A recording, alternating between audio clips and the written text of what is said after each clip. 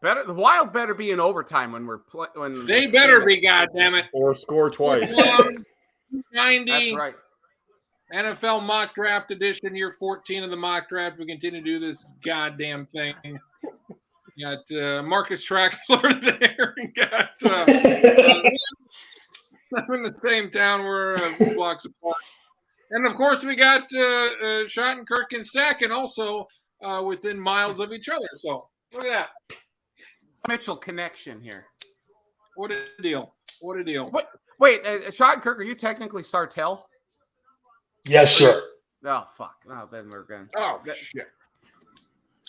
I mean, Marcus, I'm a stone Road. throw away. Betts Road? I am technically Loomis. Yeah, you got me. You're Loomis? Nah. We'll see if Charlie joins us. If not, we've got a four-man mock draft here going through the picks. The picks have been split accordingly. We're without our man Charlie, but he did make a trip to Texas, so we'll cut him some slack. We'll see if he joins later on. Stacken, give us a Wild update. What they're up 2-1 in the series. What's going on here in Game 4? Well, Marcus is 11 seconds ahead of me here on the game because Hulu has apparently a big delay. We're down 2-1 here. 3 odd man breakaways that the Wild haven't capitalized on. It seems like we're destined to go back to Dallas 2-2, and if that's the case, shit. I mean, This is the fourth time in Wild playoff history they've had a 2-1 lead, and they've never gone up 3-1 in a series. So that's wild. That is wild. Really. It's wild. It's frustrating. NBA playoffs have been decent. Lakers are looking good. Who would you rather play, the Kings or the Warriors in round 2? Boy, that's kind of a tough question. But if the Warriors can't win on the road, as crazy as it might sound, he might take them. But I still lean towards my chances with the Kings if the Lakers advance. Marcus, how much of these NBA playoffs have you watched? Some, like a little, a little to a medium amount. I don't know. I mean, if I remember it's on, I flip it on. I watched the end of the Warriors Kings today. I watched the Wolves until they're done and finished each time. I don't know. I'm a little more compelled by the Western Conference playoffs than the East. I think everybody would agree that the Warriors and Kings is kind of the series that's exciting in this first round. So I'll probably watch the most of that. Any changes for the Timberwolves? They made a big trade last year. Didn't work out very well. They might be worse, honestly. Seems like folks want to run Towns out of town. What would you surmise? Any big moves? Or they just? I mean, Towns was out for much of the year. Do they just try this again with the healthy Towns? You feel like they have to give it one more year. If you want to run Towns out, if it doesn't work next year, that's fine. But I think it'd be asinine to run him out right now with the injury and everything factored in. They would have had a better record with him. I mean, I know he's frustrating, but they wouldn't have been the 8 seed if they would have had him all year. So that is the one thing he's got going in his column. But boy, is he annoying to watch sometimes with his antics. If you can trade Rudy Gobert for anything, I would consider it. I mean, it's not working. And I know you need a big to play next to Towns, but he's just not very good offensively, defense, whatever. But it's very clear they gave up way too much for him. This trade's going to kill him for years to come. Anthony Edwards is the future. He is the franchise going. Well, thank God they have a couple of second-round picks, but I would almost say keep. Well, they got it in the Gobert trade, right? Or not the D'Angelo Russell trade. So they do have a couple second-round picks for whatever that's worth. Those are the picks you want, you know. Yeah, I know for sure. I almost would say trade Towns and keep Gobert because if you can keep Mike Conley, I don't know how many years he has left on his contract, but he has the chemistry with Gobert. So, I mean, maybe that's the way to go. But I agree, Mark. I mean, they would have had a better record if Towns had played any, played a few more games. And they were very close to beating the Lakers. And can you imagine? This is the year you want to play Memphis. Memphis is not very good, especially with John Morant with a bad hand. Yeah. So It's ironic that you may have done this 9-for-1 trade or whatever it was. The guy that did the trade may leave. I don't think he's going to, but it's possible he leaves for the Wizards job because I guess there's connections there. doesn't he have a stake in Timberwolves ownership though? I believe so. So you'd think that would be less of a incentive to leave, but yeah. Fuck you, Jake Ottinger. What? Get out of here, family. Get out of here. We're cussing out the goalie. Cussing out the goalie. I don't give a crap about his family. Get out of here. Just because he's from Lakeville. They got tickets to the game. I know. Schottenkirk, what's your strategy been on these baseball picks? What are you, 21-3?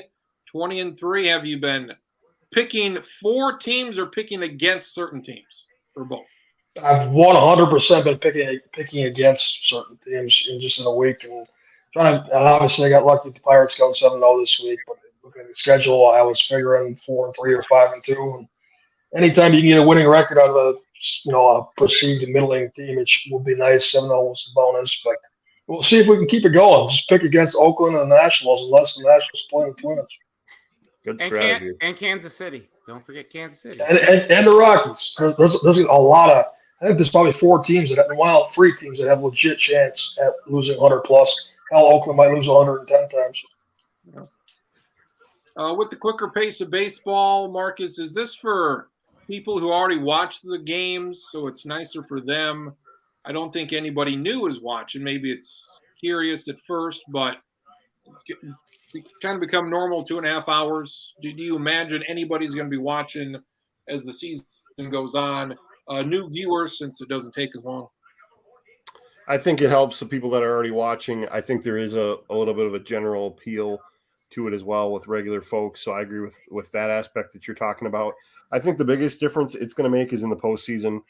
These games that are going to be a lot more palatable to watch on TV. I think the general audience is going to have a lot easier time staying with the game.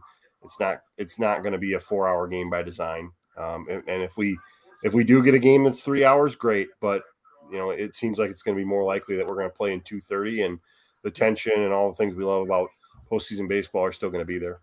We haven't had Yankees Red Sox yet, so let's hold off on 3 hours.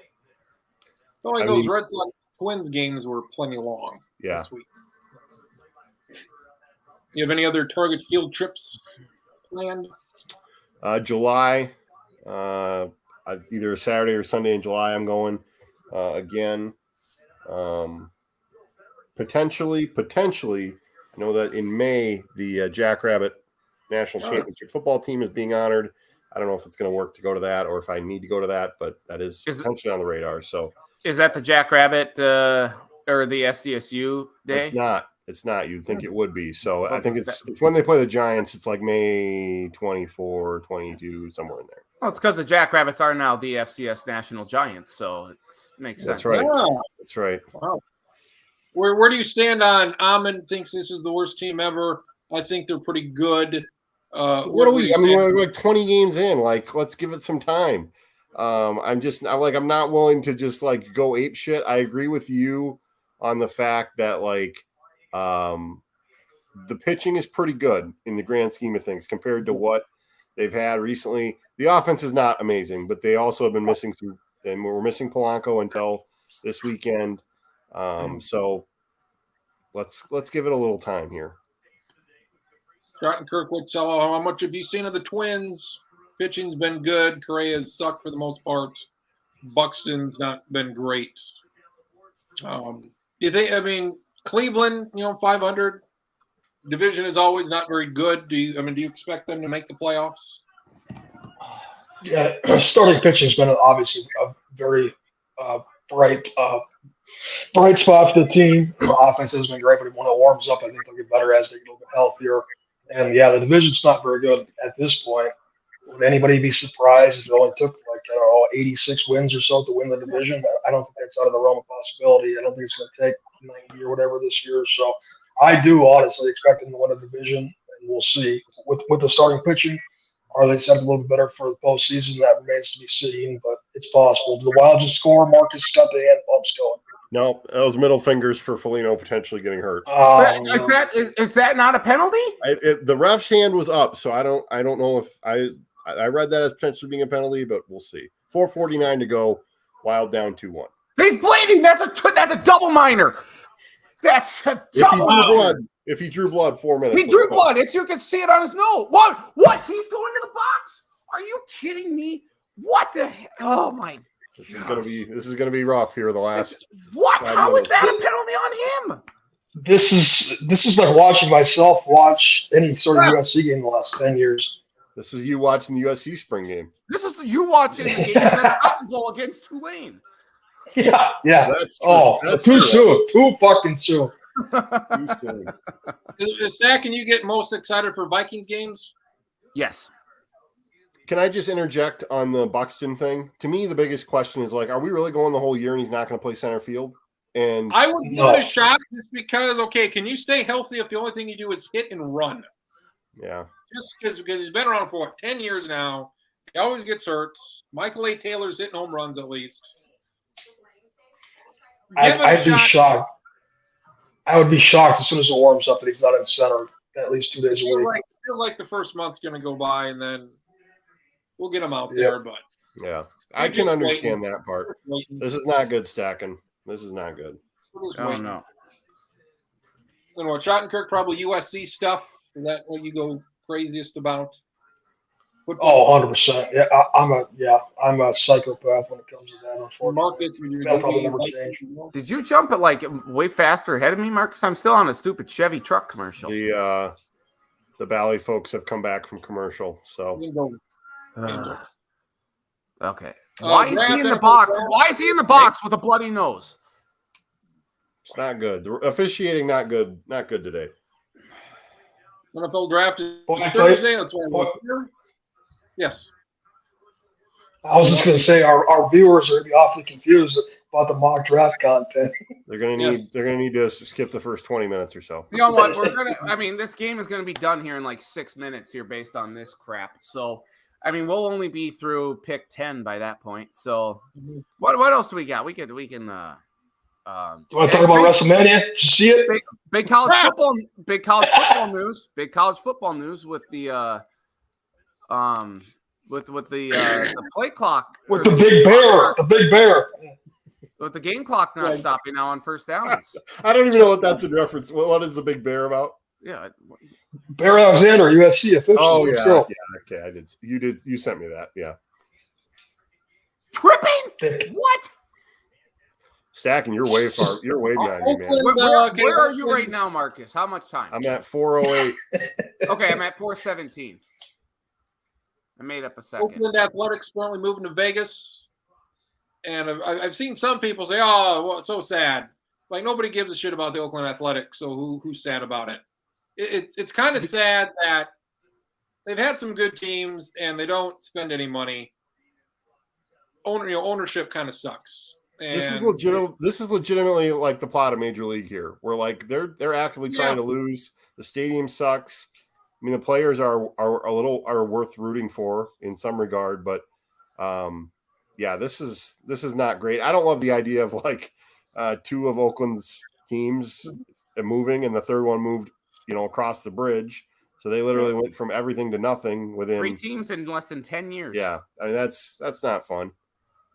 Like, even when they were good, fan support wasn't good. That's like Tampa stadium Bay sucks. I like Tampa Bay, but their people don't care about the Rays, and they've been really good for 10 years now. So, But doesn't their stadium suck too? Like it does, but it's like, yeah, I mean, it's fine. It's not good. People don't like it. Probably the 2 worst stadiums in baseball. But there's then a you got the possum Marlins. living in Oakland, for crying out loud. It's really bad. It's really bad. You got, Like I think if your Oakland leadership, you can point to that as like, we've got animals living in our stadium, the locker rooms and the dugouts. I mean, yes, they should be fixing them, but like, we have sewage in the locker room and in the clubhouse. Like, what are we supposed to do? We can't get a new stadium. Clearly the California's not going to pay for one, and that's fine. I think that's a worthy stance, but Las Vegas probably will pay for one. Maybe. Yeah. And the Marlins got a new stadium, and they're not any better than they've ever been. They're just around. They're better this year. They never make the playoffs. They're just I'm interested to see if like the breakdown of the regional sports networks, and the automatic revenue that came from that, maybe changes the model where like, okay, the pressure is a little bit more on selling tickets and see if anything changes. All right, we're Stacking, done. We're done. Stacking We're just saw done. what I saw. So 3-1 Dallas with 3.5 3-1. minutes to go. The only thing that confuses me about Oakland is it's really supposed to be not until 2027. Which part? I guess, yeah, what, 4 years? Supposedly they're not moving to Vegas until fucking 27. They Which have seems that, like a they They have wanna that take- new minor league stadium there, but I don't know how big it is. Not very big, I don't think. Apparently, I read they played there, the old minor league stadium. They played there in '96 for like 6 games. There was a gonorrhea outbreak at the Coliseum, so they had some sort of disease. Something happened. Whose and, fault? Which player from the 96 A's was responsible? was Canseco still on the I team? don't think he was on the team anymore. What about Jeremy Giambi? Yeah, that might have been Yeah. his There you Well, go. they There were you go. shooting- I need to look at I need to look at the A's lineup on Ken Griffey Jr. to be able to tell you. A lot of needle sharing. So, All right. At the risk of a massive comeback here, I believe we can proceed with the NFL draft. Yeah, this it's draft. not like the Wild were good, but the rest were awful today. 3-1. True Minnesota sports fans complaining about the refs. Fucking refs. Well, I mean, tell me I'm wrong. I'm not going to tell you you're wrong. I'm just pointing out that's our reality. Well, just like Bob was Carolina? choosing and Brian Boucher cheering hard for the Stars in the press box, calling a Wild Stars game. Just This is almost like Goodell getting booed at the start of the draft because Prince is trying to start the draft and we just keep interrupting him. Boo! Well, welcome. Suter welcome. sucks. Suter sucks. Welcome, fans. Carolina made the big move, traded with the Bears, get the first pick. And it sounded like for a long time they were going to pick C.J. Stroud. And I'm like, well, that's kind of stupid. And apparently they're going to take Bryce Young. That's who I'm going to pick for them in the first pick. So that makes sense because I think he's going to be good. I don't think anybody else is going to be worth a damn with these quarterbacks. Stacking, are you excited? I guess I'm excited about what two teams are going to poop themselves something fierce by taking Will Levis, Anthony Richardson, and finding out, oh, that didn't work. I'm excited. I think Anthony Richardson has a lot more potential. Talking about this, if you listen to the podcast this week with Jeff Lloyd, the second from the Locked On Browns podcast, I honestly, I don't know what Levis is. Like Anthony Richardson, I think excites me a little bit more. I said, is there any like Trey Lance comparison to Anthony Richardson just because of the lack of games and stuff? Just because of the Trey Lance experience, is that going to shy teams away from Anthony Richardson? And he played no. and he was really good, and then he was really bad. And I agree. Like I think that's the big difference here. And I wasn't trying to say like, oh, Trey Lance and Anthony Richardson are the same. I think Anthony Richardson far better. But I'm just wondering if because of that experience now with Trey Lance, and that's a storyline to watch here in this draft too, is if Trey Lance gets traded. Tennessee's an option. Houston's an option. Minnesota is an option for Lance to get traded. Like those are the three likely candidates for Trey Lance to go to if anyone goes. So, or if he goes anywhere. I don't know. Will Levis puts mayonnaise in his coffee. He eats bananas with the banana peel on. He's got a strong arm, but he can throw the ball hard. Well, didn't Zach Wilson throw like a 70-yard pass across his body at a pro day? And didn't that just excite everyone? And the Jets took him number 2 overall. I mean, C.J. Stroud, I think, is really good. Just look what he did to Georgia.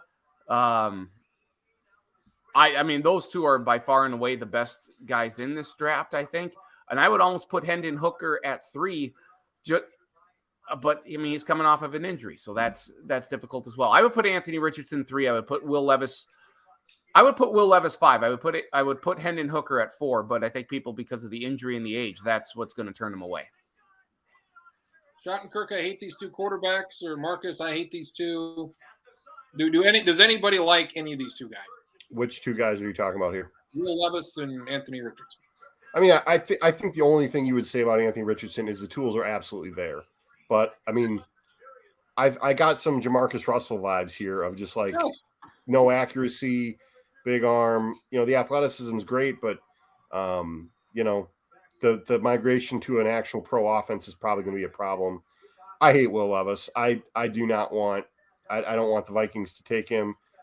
Somebody will take him. I mean, I know Mel Kiper had a draft that had those four guys going 1, 2, 3, 4. I don't. Why would that happen?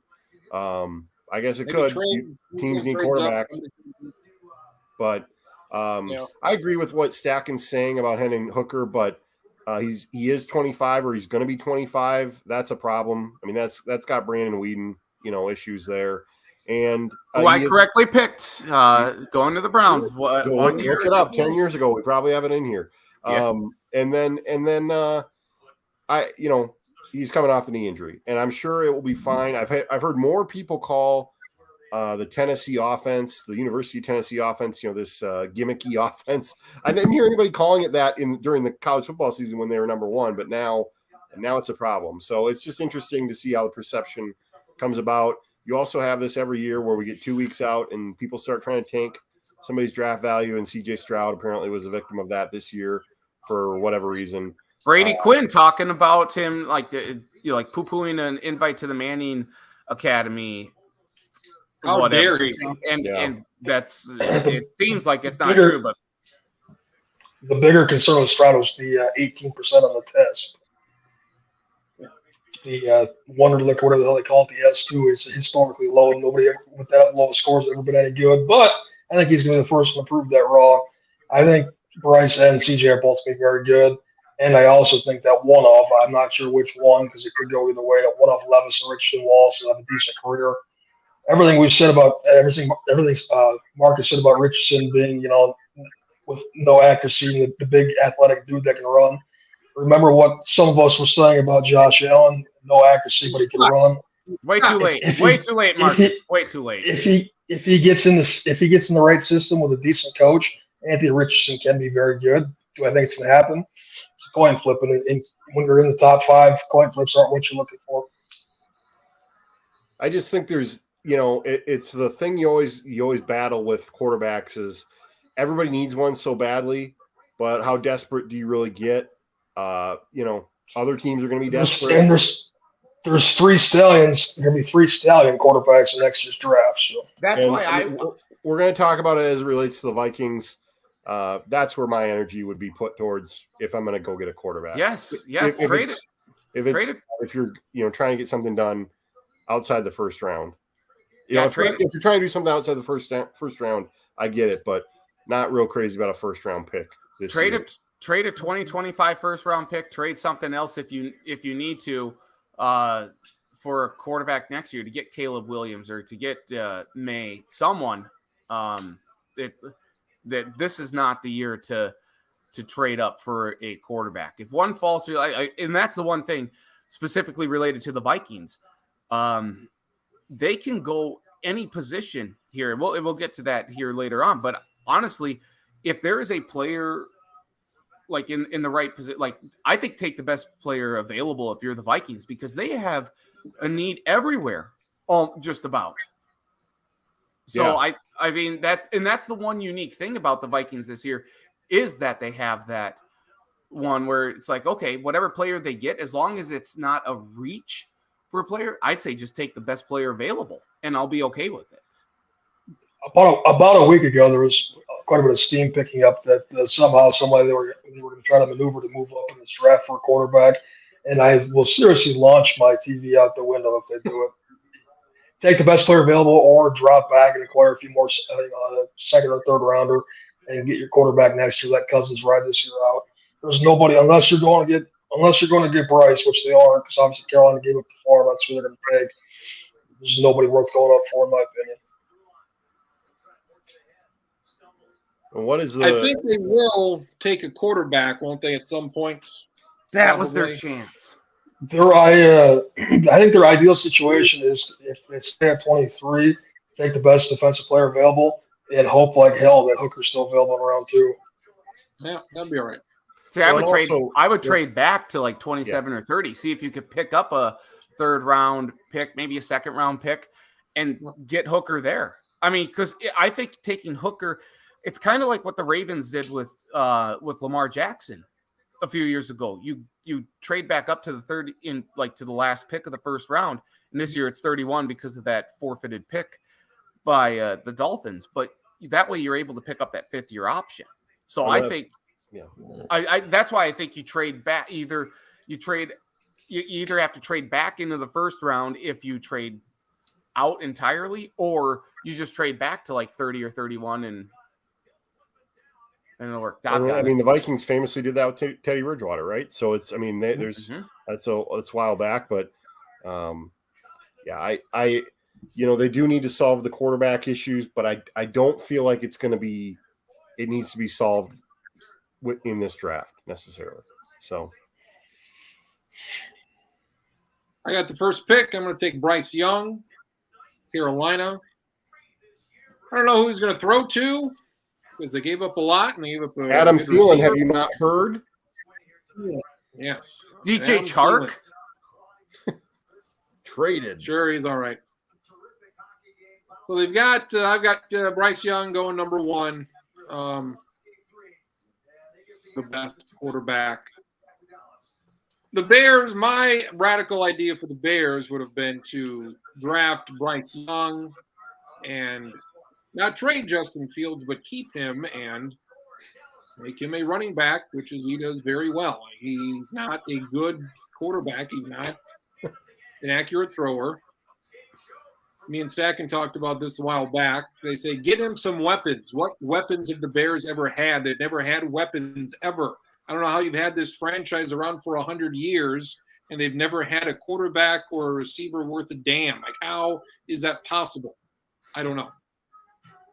Was it with DJ Moore that he would already be the career leader in receiving yards if he were on the Bears?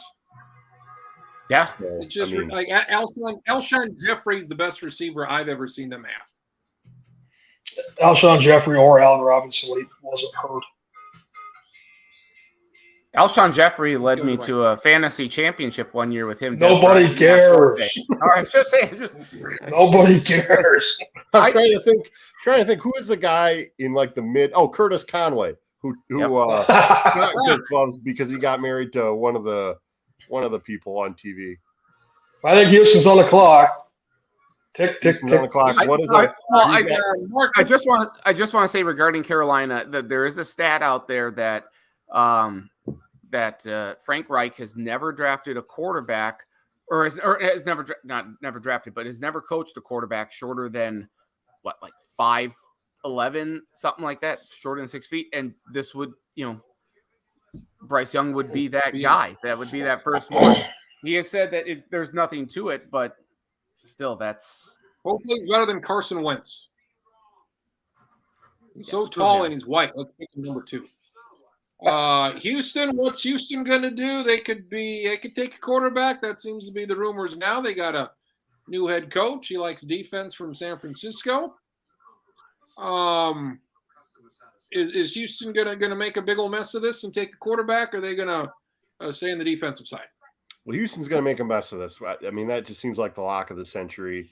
I believe we were talking about before we came on the air that Will Levis is currently the Vegas favorite to be the number 2 pick at minus 140. Outrageous. And I believe this would have to be someone trading up to take Houston's pick. Houston is not taking Levis. we wouldn't think so. But who's trading up to number 2? I mean, The Raiders. The Raiders. The Raiders. The Raiders. The Raiders make stupid picks all the time, so this would not be. Yeah. It's- The quarterback, Will Anderson.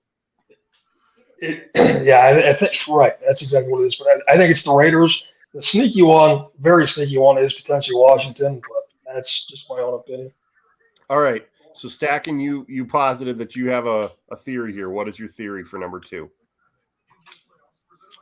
I think that Houston is not going to go quarterback. And wait, did you make the pick? The pick has not been made. I'm willing to take your input here. I don't think Houston will take a quarterback here. I think the pick should be CJ Stroud, and it shouldn't even be a second thought on it. But I believe that Houston is going to take. Let me get the name here so I get it right, because we often know I get names wrong here. I think it's going to be Tyree Wilson out of Texas Tech. I think, with the way DeMeco Ryans, his the background coming out of San Francisco, he likes big defensive players. This guy's nickname is the Condor. I mean, he's got like 86-inch arm span or something like. I mean, it's incredible how long this guy is. Maybe it's only 77. Regardless, huge stuff. Like, I think Will Anderson is better than him, but the size, I think it's just going to be too much to pass up for Houston. I think they should take a quarterback, but I think it's going to be Tyree Wilson from Texas Tech. I honestly do. That's one of my big bold predictions for this draft is that Houston is either, if they trade out, depending on where they trade back to, they're going to take someone. I just don't think it's going to be a quarterback anymore. I wish it would be. I think it should be CJ Stroud, but I think they're going to take Wilson. I think it's either Wilson or Anderson at 2, and they take a quarterback at 12. Yeah, I saw that as a theory, and I don't have the number 12 pick, so I can't weigh in on that aspect of it. But I think I do, maybe, right? Well, then maybe I do. Oh, I do. Okay. Well, maybe I should be taking. I want to, and I think this is what I'm going to do. I am going to just put CJ Stroud here at number 2. Part of that's just being stubborn, but I think DeMeco Ryans. I mean, he is a new coach. I would think he's smart enough to know that new coaches are going to want to tether themselves to a new quarterback. Houston needs a quarterback. They just do. And I can at least live with this number 2 pick being wrong if it's at least a quarterback. I have no problem if they do decide to take Will Anderson. I don't know a lot about Tyree Wilson. I'm not going to act like I watched a lot of Big 12 defense last year. So I'm putting CJ Stroud in there. Just because I think he should be the second quarterback taken. That's just that. If I'm going to fill out this mock draft and be okay with myself, that's the name I got to put there. So, sorry. This feels like there's not going to be a lot of right picks here because I don't feel like this is going to be right. So unless we get the day of and then starts. Well, and we don't factor in trades. And I really think trades are well, good. my whole thinking is like, if somebody's going to trade, why would they not trade up for CJ Stroud? He's the guy. That's just it. I agree. That's honestly why I kind of like that pick, because if somebody comes up, it'd probably be for Stroud if Oakland or somebody wants to jump. And somebody else could trade up to pick him. So nobody's trading up to take a linebacker or defensive. Right. Yeah. And that's the other aspect is like, if I want the pick to be right, hopefully somebody trades up and takes him. So, and hopefully it's not Will Levis. So, yeah, that would suck. But and then that'll be interesting. Arizona stacking. They got Kyler Murray. They got a new coach. They can probably get the best. They can get one of the 2 best defensive guys here, I guess, regardless of who goes before them. But they've got their pick here of somebody on the defensive side. I'm just going to say it right now. Arizona is going to be the worst team in the NFL this year. And I look at they're going to be lucky to win 2 or 3 games tops this year. I mean, it is just atrocious. I mean, Kyler Murray's not going to play the first 6 to 8 games of the year, most likely because of that torn ACL. You're going to trust Colt McCoy? Take a quarter. Well, you know what? There's that logic out there. You have $189.5 million guaranteed, though, to Kyler Murray when he's not playing Call of Duty. I don't know what that does. I think they're in a position next year to take a quarterback or trade out of that pick. I'm going to give them Will Anderson from Alabama. If they're staying in this 3rd pick, I think the heavy consensus is that they trade out of it because they need so much help. There is stuff across the board that they need. But if they're here at 3 and Will Anderson's there, J.J. Watt retired. What? Everything that's being said here, that's perfectly fine and good. I don't even think he's on the roster anymore, but everything I'm hearing is saying Chris Streveler, starting quarterback, Arizona Cardinals in week 1. So I thought it could be. I thought Colt McCoy was. Isn't Strevler still with the Jets? Yeah, he's not. I don't think he's even on an NFL roster. But okay. Yeah. I honestly, the Cardinals need to trade out, but I'll give them I will give them Will Anderson from Alabama. All right. Nobody wants to pick because everybody wants to trade because nobody likes anybody, I guess. Indianapolis at 4. Another team that they don't have a quarterback either. Do they pick one here? Do they pick maybe a guy from Florida? John Kirk. I was all set for this to be very easy, and then it was going to be Anthony Richardson. I was assuming that the quarterbacks were going to go with Levis at 2 or potentially Stroud, but now I got a decision to make between Levis and Richardson. They're taking quarterback. They have to take quarterback. I think their worst case scenario is that 1-2 go quarterback and somebody jumps them to 3. You might see the Colts and Cardinals flip 3 and 4 just because the Colts are going to be paranoid that somebody else might take their third option. But to keep it a little bit shorter, I'm going to give him Anthony Richardson. And I think that I really like that pick because if you're Indianapolis, who's your quarterback right now? Gardner Minshew. And that is I know Travis loves Gardner Minshew, and I think he is more than capable of holding the fort down. They go to the Colts because Colts, I don't know, the running back can stay healthy. That'd be nice. But, yeah, it feels like the Colts are going to take whatever the 2 quarterbacks I don't like. Very interesting what we got going here. Seattle. This is a dream scenario for Seattle. Seattle at 5. Tyree Wilson? Let's go with him. I think everyone go with him. I think if Tyree Wilson falls to them, they would be over the moon. But I mean, Schottenkirk, who's the other guy that you would put there? Because I know who I would put. Jalen Carter, 100%. Yep. Absolutely. Jalen Carter, him, and the. And along those lines, Detroit also thrilled because they will take Jalen Carter here. And it's going to be a major problem for opponents that play in the NFC North. So that ought to be fun. That's my big hot take about this entire draft. Lions have been the Lions, but they're set up with the rosters that they have and the improvements they made late last year and having 6 and 18 this year. I bet a lot of money a week ago that the Lions win the division this year. That the Lions. Oh, you said that was before the betting scandal? Because honestly, I think they're fine. I think they're fine even without Jameson Williams. Please, NFL schedule makers. I'm talking to you, Mike North. I'm talking to you, Charlotte, and the rest of the crew there. Put the Vikings against the Lions in the first 6 weeks. Put them on Thanksgiving. I've already penciled them in for Thanksgiving, but put them in the first 6 weeks as well. Please do that. Jalen Carter, any concerns about what he's got going on? Oh, I mean, he's not a good guy. He is a bad person, but I mean, does that ever stop anybody from getting drafted high? No. So I think he's still going to be, when it's all said and done, I think he's still going to be the most productive throw of anybody in this draft. Big son of a gun from Georgia. Stack and the Raiders are at 7. A lot of people think they are going to trade up, do something stupid like they usually do. Will Levis is right there without having them trade up, so it seems like a match made in hell. It sure does. Because what drunk person in Vegas hasn't gone out and said, I need coffee and put mayonnaise in it? So are you talking about Stetson Bennett? Oh, wait, that wasn't in Vegas. Never mind. No, it wasn't.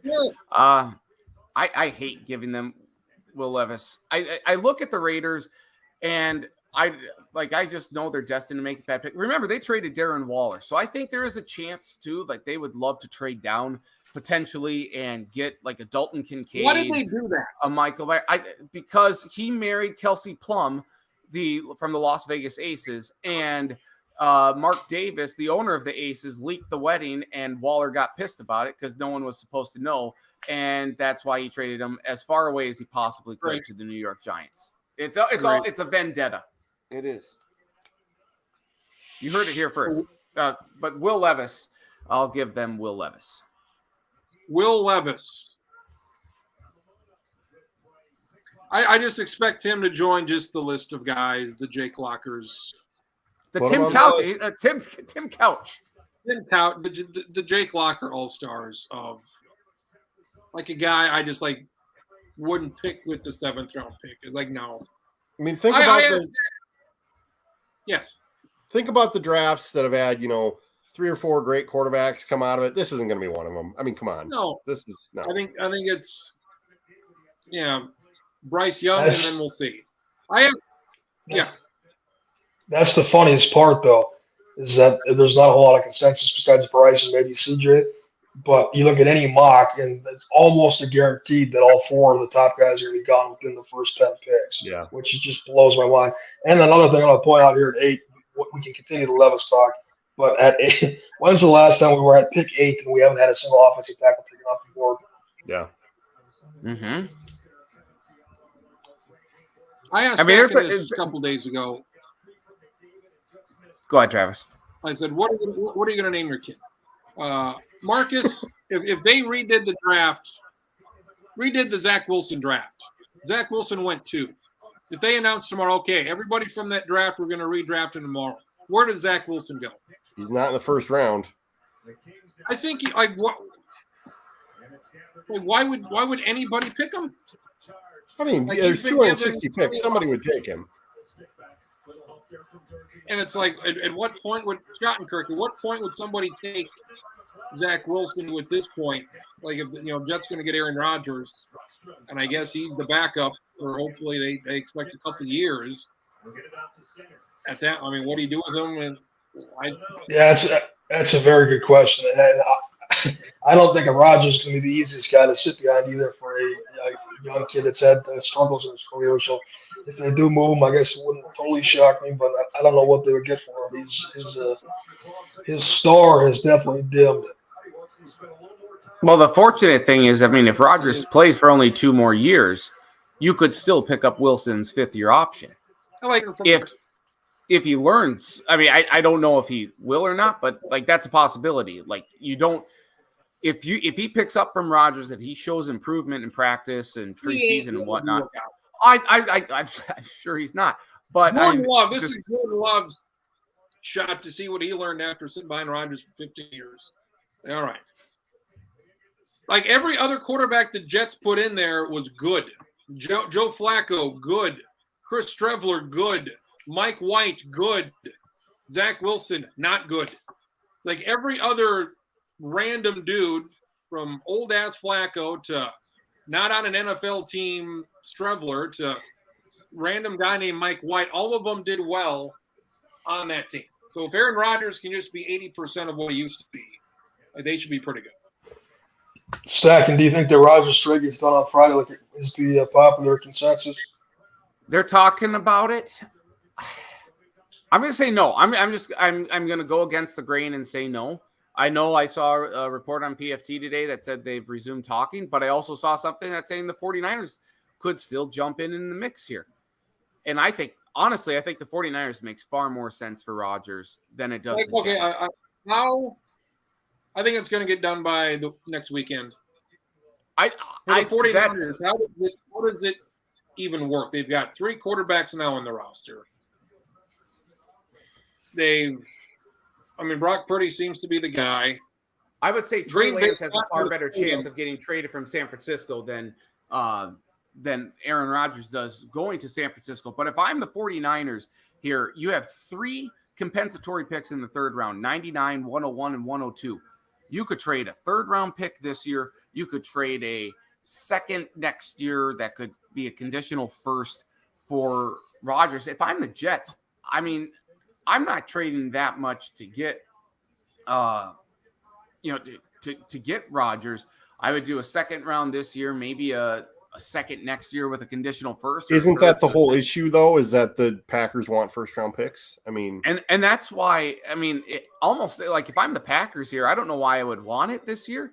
I would rather have something for next year, and maybe that's the sticking point here. It's a pissing match right now between the 2 teams. And like the Packers are not going to trade with San Francisco. Like, they're just not going to trade Rodgers to a team that they. I mean, and let's acknowledge. I mean, there's been a lot of there's been more seen about Kirk Cousins again to the 49ers. I mean, I don't think the Vikings are as big of a threat to the 49ers, but why would the 49ers want to trade with the Vikings? And you could argue it the other way too. The 49ers, quarterback-wise, are set up perfectly because they've got somebody good in Brock Not Purdy. this year. Not this $1 year. million. No, Yeah, not this play. year they aren't. For what? They're not set up this year. We don't know when Brock Purdy's coming back. His arm freaking exploded. Yeah, he'll be there week 1. He'll be fine. No way. He's not. No. They say 6 months. I don't think so. I feel like, Yeah, like he said, he should be ready for training camp. I don't think that's going to happen.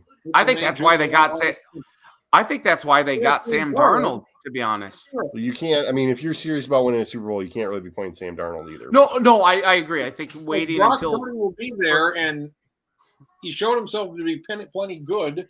You know that to be true. 2023 champ. But that's why I think the 49ers should trade for Aaron Rodgers because how do they afford him? The Falcons are on the clock, so maybe Rodgers will be going to Atlanta. The clock has ran out on like 3 teams since we started talking.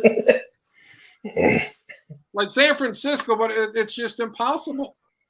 Well, I think if you trade for Rodgers and trade Lance to the Titans, Texans, or Vikings, then it works.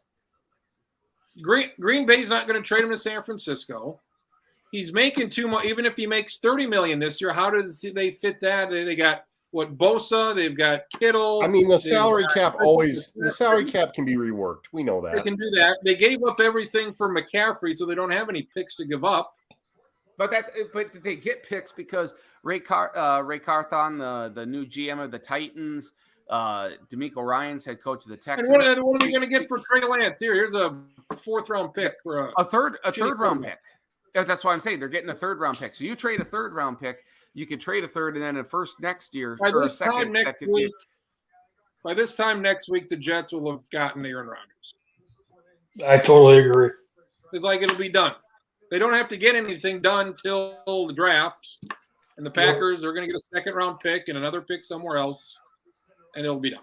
Falcons, just in on the before the buzzer sounds here. Falcons, number 8. They need all sorts of offense. They need a quarterback. I'm not sold on Desmond Ridder, but I think they're going to try the Ridder experience for a while. So from a weapons standpoint, we're looking at either Bijan Robinson at 8, pretty high, but I think he's the best running back prospect in a long time, probably all the way back to Adrian Peterson. But I'm going to take a different offensive weapon. I'm going to take the receiver from Ohio State, as I call him, JSN. Wow. I like that. I like that. I do too. Jigba, he's the guy that I would like for the Vikings to take. I think he's a guy who's like, do these people watch college football? Did they see how frustrating it was last year? Like, exactly. And I mean, how many times have we had this? I mean, you could make the same argument with Justin Jefferson. Justin Jefferson, really fucking good. Yeah. My hot take, like Krenz is all taking a big old dump on the quarterbacks, probably justifiably so. My big hot take in this draft, there's one receiver, that I would take in the 1st round to be comfortable with, and that's JSN. Whoa, you're not taking your boy Jordan Addison? No, I would not take him in the 1st round. He's going to go in the 1st round. I wouldn't do it. He's the other one for me. He would be the 2nd. I don't like a lot of the other ones. I mostly agree with what David's putting out there. I mean, I think Addison's pretty good, but I don't like any of these other guys, and it's funny how many of them have been talked about for the Vikings. So yeah, I like him a lot. I think he'd be really good. Well, now that he's kind of been deemed healthy, I think that was the sticking point around him too, right? Essentially, I didn't play what he played 3 games last year, so yeah, I saw enough a couple years ago. Like, yeah, you're pretty good. And if you're, what do you got? If somebody picks C.J. Stroud, like if Houston picks him, maybe give him his receiver at 12. How about you do that? Boom. Done and done. Yep. The Bears at number 9. A running back here would be interesting. Since obviously they can't throw the ball, you got Fields who's running for 100 yards a game. You give him a running back, that'd be awfully interesting. They were terrible all around. I'll give them Devin Weatherspoon, cornerback from Illinois, number 9. Marcus, the Eagles, damn near won the Super Bowl. They pick at number 10. Eagles are interesting to have. They got 2 picks in the first round. They got this one, and then they got 30 as well, which I also have. A lot of different ways we could go with this. I mean, honestly, Bijan Robinson kind of fits what they typically are up to, but he's not available anymore. So, he is. He is. He He's definitely available. is. still there. He is still there. He is. Well, then we're gonna do it, man. We are gonna do it. Good. Holy fuck. Good pick. Eagles seem to have been they know what to do with this draft thing now, apparently. Signed Jalen Hurts to a big deal. So, yeah, they can kind of go with whatever here. They don't nearly need much. Bijan Robinson, running back, Texas, like that. Back in the Titans at number 11. I'm sure they had to do Malik Willis over. They probably do that over. The Titans seem to be hanging by a thread of being really bad. Irrelevant? Yeah, irrelevant would be, I think, a very good word for it. This is, I think, certainly. Give me the most boring player you have left. Who do they got? I think they could go. I think they could go Hendon Hooker here. I think that's kind of this is the highest Hendon Hooker can go, just because it's in-state guy, yay, boo-rah, whatever. I'm struggling with this one here. Does Vanderbilt have any first rounders? They do not. Stack. It's just my opinion, but if the board breaks this way, for me, it's incredibly obvious what they would have to do, even though it's the boring pick. It is that way. You know what? I think they need offensive weapons. You know what? I'm gonna change it up here. I'm gonna go. Let me get the name right here. I want to make sure that we don't chastise the poor young man. I'm gonna give him Peter Skoronski, offensive tackle from Northwestern. God damn you! Good job. That's the pick. Yep. With Taylor Lewan, kind of. Where is he going? Tennessee needs offensive weapons. They do, and that's why I could. You could see quarterback here. I was thinking maybe Dalton Kincaid, or Michael Mayer. I think that makes a lot of sense for Tennessee. Yep. Quarterback makes a lot of sense, but just give them an offensive tackle here. They need something. Tennessee is going to be bad this year. I think the AFC South is going to be the most uncompetitive division in football this year. Because of Shoddy's Jaguars. Duval. Houston at number 12. They've taken C.J. Stroud.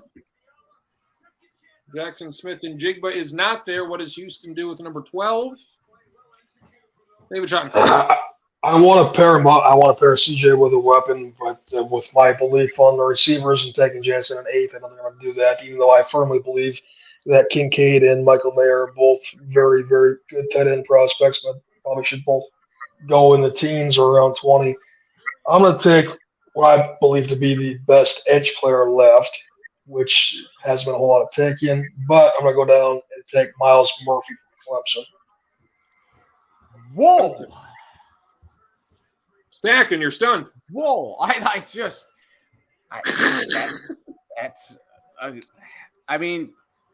know. Okay, all right. So you're going bookend defensive ends here for Houston. All right. Yep. Houston. Marcus took C.J. Stroud. Oh shit! Never mind. Yeah, I was thinking. I'm sorry. I gave him Wilson. Not my bad. I still like that. Myles Murphy's a guy I think who's good, but I think that's a bit of a reach there at 11. Like that's a Raiders-esque pick, perhaps. But, I mean, that's Cleveland Farrell. I mean, that's why I just kind of make that right. It's probably a reach, but the only other edge guy I was thinking about my thought process. I'm not a gigantic fan of Nolan Smith from Georgia, so I kind of just went with the next for me. So yeah, no, I agree. It would be a pretty big surprise, right? It is what it is. It's the Texans. They fuck it up. I find it interesting. I mean, let's just be honest. I did all my research, 2 hours before we did this, and there were some mock drafts that had Nolan Smith going like 8th, and then they would have Murphy going like 30th. I have him down as a potential option at 30. Obviously, he's not going to be available. And then some that were the other way. Some that had exactly like this Murphy, on the verge of a top 10. These edge rushers, it's just very difficult to figure out, who's really going to be the guy.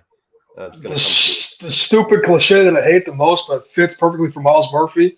He has the highest motor in the draft, even though I fucking hate that cliche. The motors have been run into the ground by this point. He tries hard. I've got the Jets at 13. We're going to do something that the Packers rarely did, give them somebody to throw to. We're going to go Michael Mayer, tight end, Notre Dame to the Jets.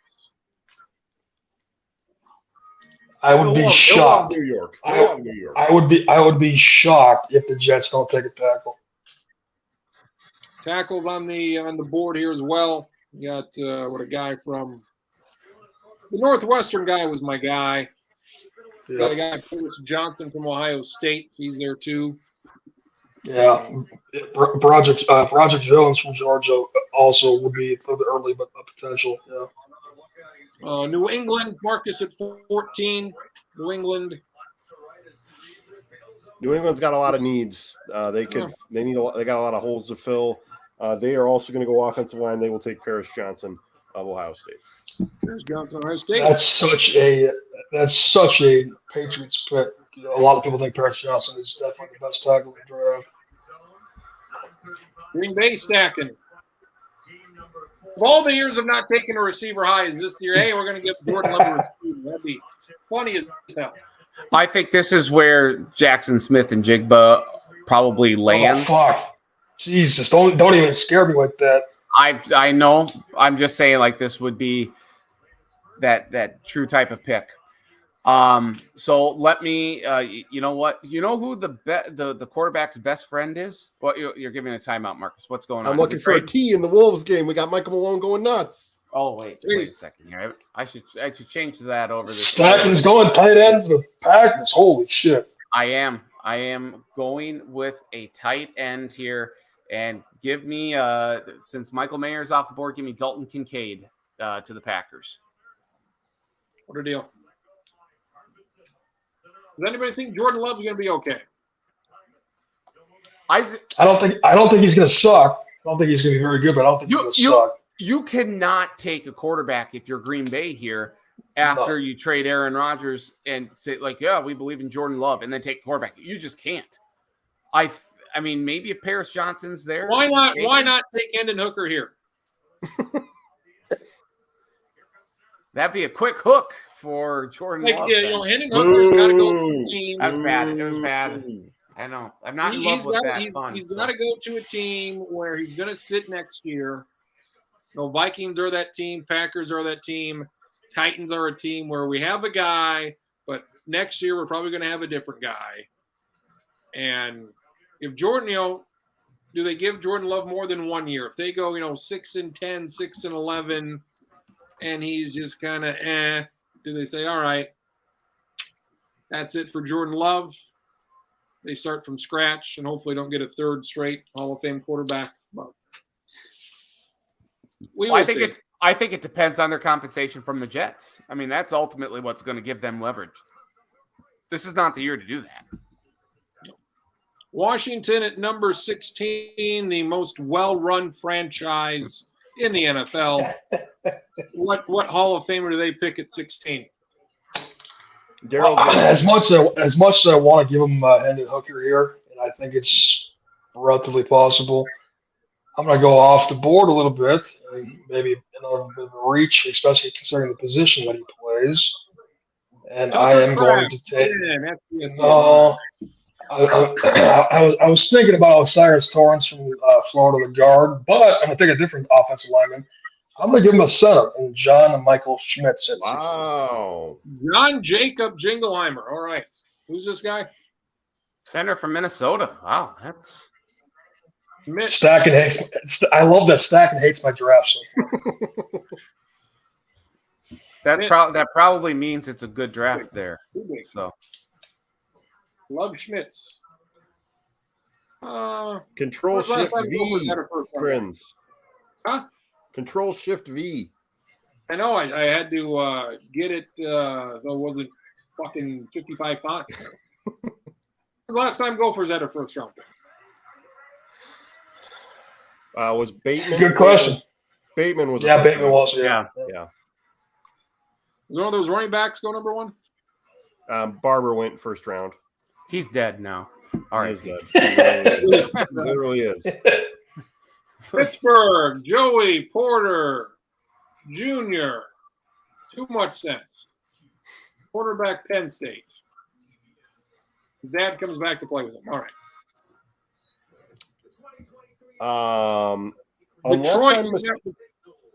Unless I'm mistaken, I believe that Christian Gonzalez is still available, and the Detroit Lions will continue their great draft and get Christian Gonzalez, the cornerback from Oregon, at number 18. We haven't said it yet, but they will sprint to the podium to get him. So Working him, yeah. If they get him and Jalen Carter. Aiden Hutchinson did pretty well. we've got a guest. A guest picker here, Dad. Oh, yes. Oh, yeah, because when I was watching it, it says, "You got me running." No. Put that down. Put that down. All right. Thank you, Don't Noah. forget it. Don't forget it. He was watching it. That's what happened. What, Scooby-Doo? Yeah, we're watching. Put that in. That's who Tampa Bay's taken. Whatever he said. We watch a lot of Scooby-Doo now in the house. That's all right. It's great. It's the best cartoon, I think.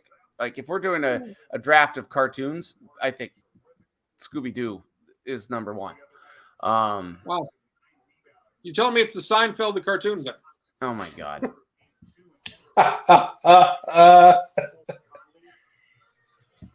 Yeah. Tampa Bay we go next. Tampa Bay at 19. They need a quarterback. They do. Also a team that could be quite awful next year. Yep. Well, they got Tom Brady. Oh, they don't have Tom Brady anymore. Oh, they don't have. Eat shit, Drew Allman. I said it. Oh boy. You know what? Now that you got cornerbacks off the board, there's still some offensive tackles out there, and their offensive line was just atrocious last year. So, you know what? Let's go Darnell Wright, offensive tackle from Tennessee. Good pick. Good pick. I don't like that I have to draft the offensive tackles here, just FYI. I have nothing to say on them, but You watched a lot of film of them. Their footwork You're right, was I pretty did. good. Their motor. They're 3 cone times. They did 3 cone times. Seattle at 20. Seattle at 20. You feel like what it was. People talked about Detroit picking a quarterback and Seattle picking a quarterback, gambling with, we got these high picks. Do we take a guy because Geno Smith is good? How long does that last? Jared Goff has been completely fine, but you got Seattle. They picked Tyree Wilson with their first pick. And their defense was not great last year. Who they get here at 20? I want to be Mr. Boring and take the other guy we're taking at 16 for Washington and give him another offensive lineman. I'm going Osiris Torrance from Florida. Mullins? Cyrus. Cyrus. Oh, Mullins. goat. Your audio's bad. What the hell's this guy's name? Osiris Torrance. Oh, Sire. Okay. Osiris. Ophelia. Actually, a former coworker just had a baby not too long ago and named her Ophelia. So it's out there. Well, it feels like a mistake. Ophelia. It's Greek. Well, It's Greek to me. I got the Chargers. Chargers here. What the hell we got? Oh, Bolt up. Bolt up. What would we say stacking for the chart? Anything we would maybe say about that? It's got to be a running back or receiver. Has to be a weapon. But let's say we wanted to get the crowd pumped up at this draft. Where's that this year? Let's say maybe a former California governor was going to say. What would he say? Go Chargers, go! You know what? We haven't even had a Mel Kiper appearance yet. This is the time. I know, but I think that the former governor, go Chargers, go! I tell you what, that combo of both of those, that's A+. That's your best impersonation ever. I'll tell you what, when you go through the impersonations and the rankings and whatever, Governor Schwarzenegger really has to be number one, and then maybe a Frank Caliendo at number two. I really think if you're looking at the impersonations here by Nathan Stackett, he does the Mel Kiper Jr. really good, but give me the Arnold Schwarzenegger, the governor of California, ranking up there number one. Is a lot of it like just the pace, the fast talking, the kind of run-on sentences of? Well, you got to have the pumpkin pie in there. Yeah, You got the low-fat whipped cream in there to keep your motor going here and just keep talking. I really think that's what really does. But it's the pace of the wording. It's the knowledge. It's the emphasis on certain words, certain syllables here. It's why I think it's truly one of the best impersonations out there here today. Get over and then that. you kind of end. Dot. Todd. Get a What little were that. you drinking earlier today? Do a little bump of cocaine. That helps the whole thing too. Oh, God. It's Christmas Day here, folks. Good Lord. Chargers. Nolan Smith, linebacker, Georgia. He's maybe falling. Nolan Smith and Jigba. I think Nolan that is Smith, big buck. Ooh, what are we before and after here on Wheel of Fortune? I like that. That's right. I really like that. Nolan Anthony Richardson Smith and Jigba.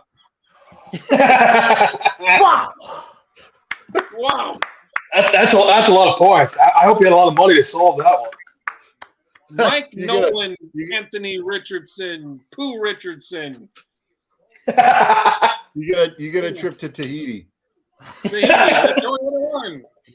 As long as Vanna comes with on the trip. I think it's a trip to Fiji with VJ Singh. So there you go. That's nice.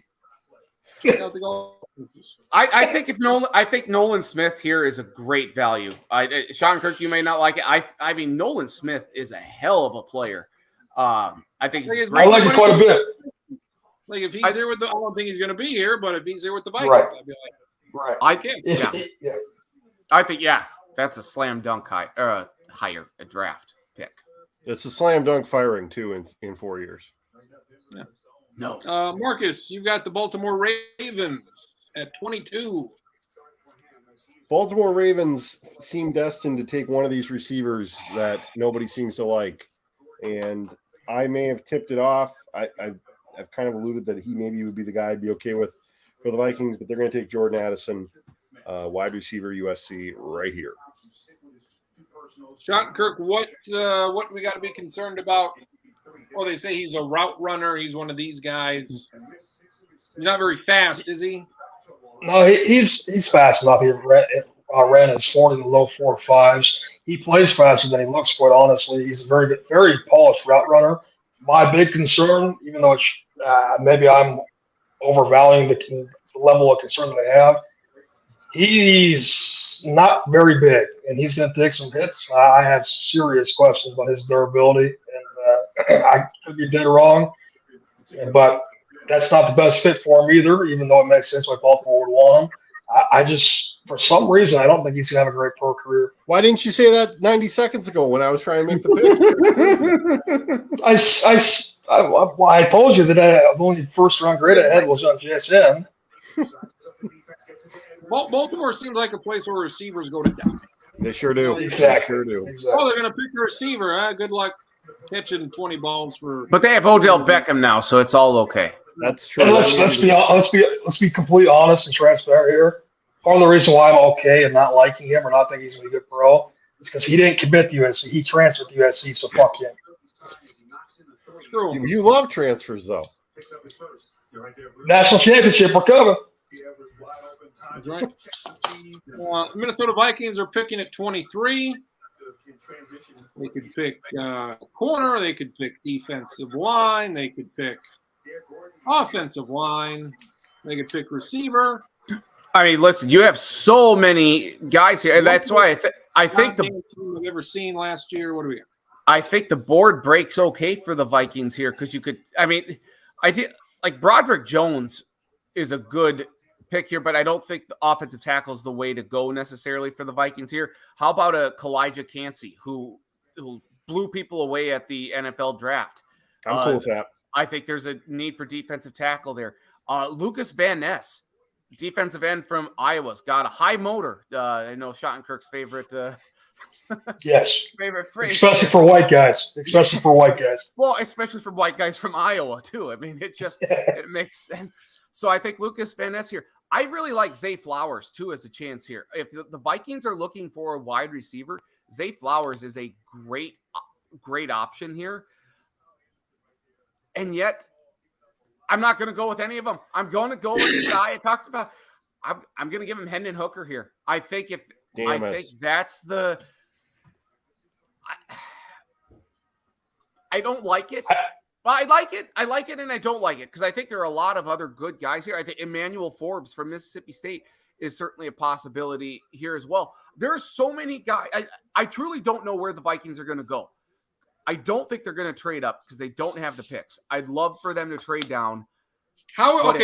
If Hendon Hooker falls to them, I know he's 25 years old, but you have a QB, a guy who you sit behind Kirk Cousins for a year. He had 65 touchdowns in 2 years at Tennessee.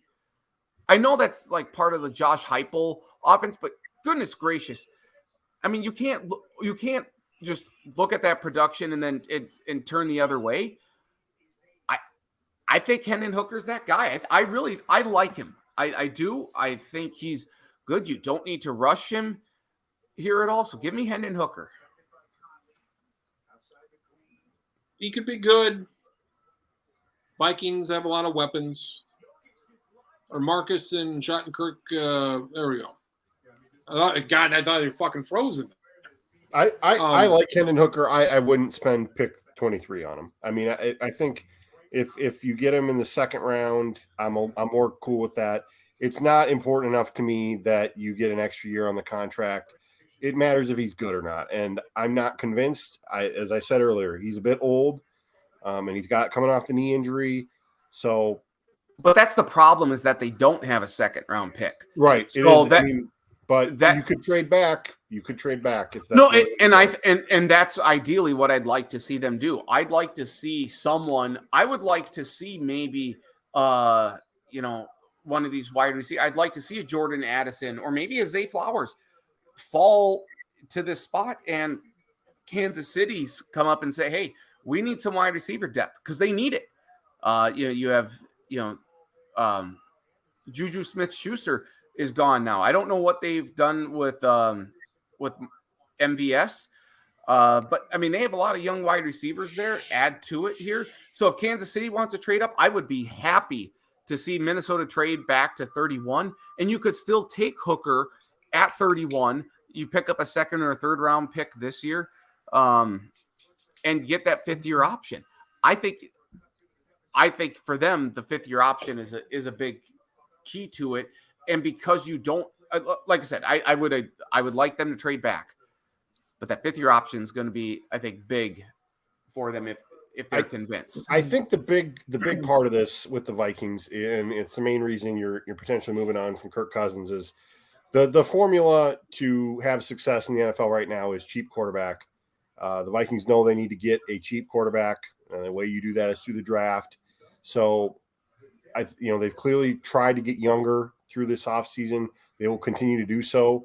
Potentially moving on from Danielle Hunter in this draft. Potentially moving on from Dalvin Cook if you can get somebody to take him. So, the cheap quarterback just allows you so much more flexibility signing guys, and that's the reason that to make this move to a new quarterback. But to me, I just look at the draft, and they have 5 picks right now, and they just have so many more needs that have to be resolved. Obviously, we don't do trades, so we got to pick somebody here. So I'd love for Hendon Hooker to be taken by the Vikings somewhere in the second round, but like we said, no second round pick right now. So it would take some moving around to make that happen. And that's truly why I'm just giving them here, because we don't do the trades and stuff. It would be interesting one year to see if we did trades, how that would all work out, but we don't know the compensation. And let's be honest here, it will be a huge letdown if the Vikings don't pick on Thursday. We hate that too. So, it's you can't have it both ways. But what it would be a letdown, but honestly, wouldn't we be okay if the Vikings don't draft someone and they pick? We'd understand. Yeah. I think any fan would. They need more than 5 picks. I'm sure they'll have more than 5 picks. I'm sure they'll have 5 picks in the 7th round. That was the old regime. That was the old regime that had the 5 7th round picks. Not sure about these guys. I think we're underselling how bad the defense was. It was bad. And I don't know who's playing defense. They have added a few pieces for agency that defense should be not god awful. Well, let's see if Seen can be healthy. Let's see if Booth and Evans can be healthy. Yep. I mean, they lose Patrick Peterson, who was pretty good. That's big. That's they big lose one. Darius Smith, who through the first half was excellent. Technically, still have him, but yes, they will lose him. But in some way, they're going to lose their 2 best defensive guys from last year, potentially. And Eric Kendricks took a big dive, a huge dive. Oh, he gone, and that was not expected for him just to be. You suck, you're out of here. So, But I'm going to put some faith in Brian Flores here. I mean, he's one of the best defensive minds, I would say, in the game today. I mean, he was a great defensive coordinator in New England. I think he got a raw deal in Miami. Charlie could probably attest to that more than anyone here, being our resident Dolphins fan. But I really like Brian Flores. I think the issue was the scheme that Ed Onatel ran. As we joke, because there was no D. Is that right? Yes. So I should have just said Onatel because there should be. But I do. Zach, you're on fire tonight. Thank you. I do have some faith in Flores to utilize, because if he's saying, hey, we're going to blitz a lot more, I'm okay with that. I think it's not necessarily the players on the team. It's the scheme that they utilize. I'm not a huge fan of the 3-4, which is why I think they could go Kalijah Cansey, if Nolan Smith is there, I think that's a great pick. Are they changing back to the 4-3? I hope. I don't think so. I think it's a 3-4. I think it's going to be base 3-4, but they're going to change it based on who they play. So it's going to be it's going to be a very versatile defense. But I have more faith in Brian Flores to utilize. So that's why I don't think defense is quite as big of a need here necessarily. You're going to take the best player on the board. I want Jackson Smith and Jigba if he were to somehow fall. If not, I need a defensive guy. Okay, let's just throw this out here. What about a tight end? No. Let's say Michael Mayer falls.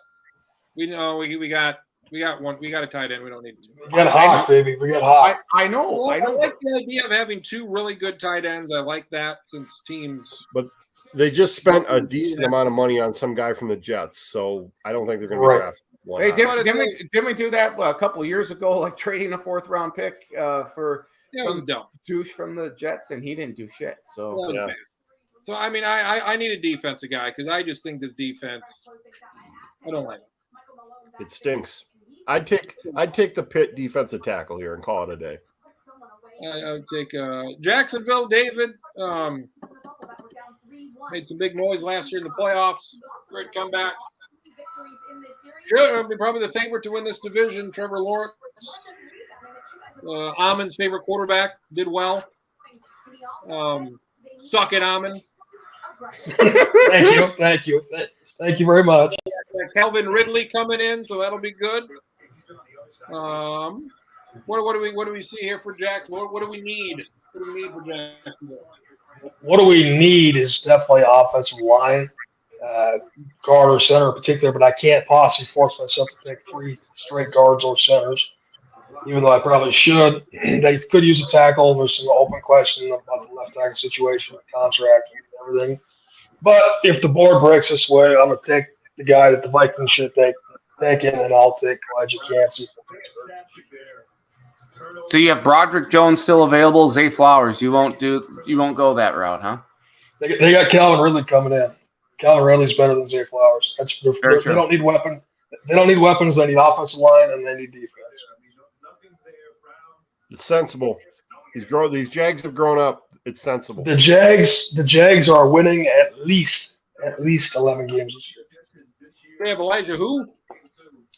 Elijah Cansey from Pittsburgh, D-tackle. All right.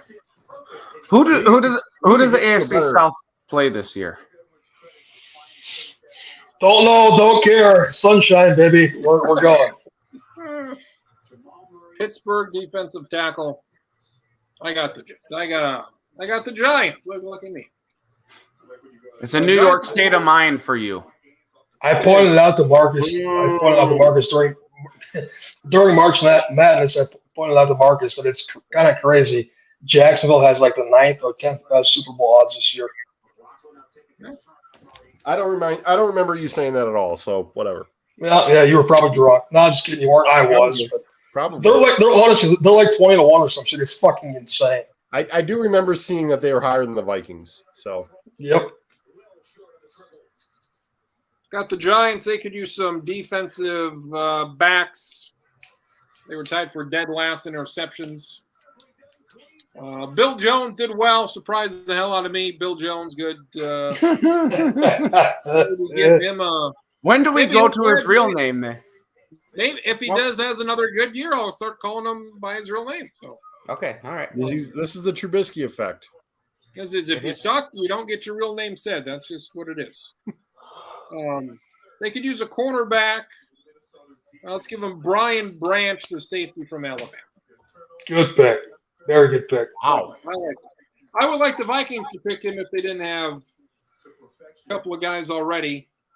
I love that pick almost more than anything so far tonight. I don't think Brian Branch is going to be around nearly this late, just my opinion. Like Harrison Smith, I'm glad he's still there, and Lewis Seen, he might be good. We'll see how he does, but I'd be okay with the Vikings taking him. Like, okay, you got 3 safeties, utilize them in some way. You're going to need a safety at some point, and I don't know who's going to be better than this guy. Dallas at 26. Sometimes they take a running back like this. I don't know. Robinson's already gone. There might be another running back out there. Let's see what the Cowboys do here. Well, they had tight ends circled pretty bad between Michael Mayer and Dalton Kincaid. There may be some personal affections to the other tight ends in this draft. I'm very tempted with Darnell Washington, but I'm not sure he's going to be going at 26. That seems a little high. So they're going to take Quentin Johnson, the wide receiver from TCU, drives across the Plex to Frisco and Arlington for the games. I see you both are looking at the Lance Zierlein mock draft 3.0 because the Brian Branch and Quentin Johnson both in those exact spots to the Giants and Cowboys, 25 and 26. Well, let's see what they got for Buffalo at 27. This seems like a big year for Buffalo. Mm-hmm. They were pretty close. Last year they got their doors knocked off kind of by Cincinnati. Seems like Cincinnati's kind of jumped them for number 2 serious contenders. The Bills can't seem to beat the Chiefs in the playoffs. The Bengals can beat both of them. Do they get a receiver here? It seems to be the hot take. They get a receiver. Who do they get? I think it's an offensive weapon that they have to look for. I think ultimately, I think if Bijan were to fall to them at 27 or fall anywhere into the 20s, I think Buffalo takes a leap up. They trade up to get him because, I mean, he's just that great of a running back. I'm looking at either wide receiver or tight end for them here. I think they'd love to see. I think they'd love to see Mayer or Kincaid fall. I am going to give them. Do I go tight end? Do I go Luke Musgrave or a Darnell Washington here? Don't do Musgrave. I'll punch you through this fucking phone right now. I'm going to take Zay Flowers. I think there's a lot of drama with. I think there's a lot of drama with Stephon Diggs right now. So, and outside of Gabriel Davis, who's really the Cole Beasley, no thank you. So let's go with Zay Flowers there from wide receiver in Boston College. Cincinnati at 28. They need a tight end. Cincinnati at 28. Guess who they're going to take? They're going to take Luke motherfucking Musgrave. Luke Musgrave. I don't know if you heard this, but Irv Smith Jr. says he is the missing piece to the Bengals Super Bowl. Bro. Yeah, we'll see about that. You have to stay on the field, Irv, in order to. I will say, in all honesty, though, if the board falls this way, since he needs a corner too, and Deontay Banks from Maryland's still available, that's probably a lot safer pick. But we're gonna have fun and take Bill Musgrave's cousin or fucking nephew or whatever the hell you want to call him. New Orleans. I want to give him this Northwestern defensive lineman. Do it. It's a lot of my fault, but I think we're going to set a record for the least amount of correct hits this year, boys. Yeah, I'd say so. Now we get credit if they go in the right spot too, correct? Yeah.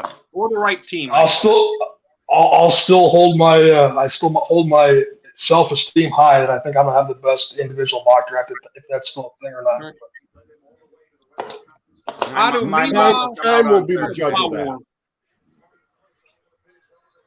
The Northwestern guy goes to the Saints here.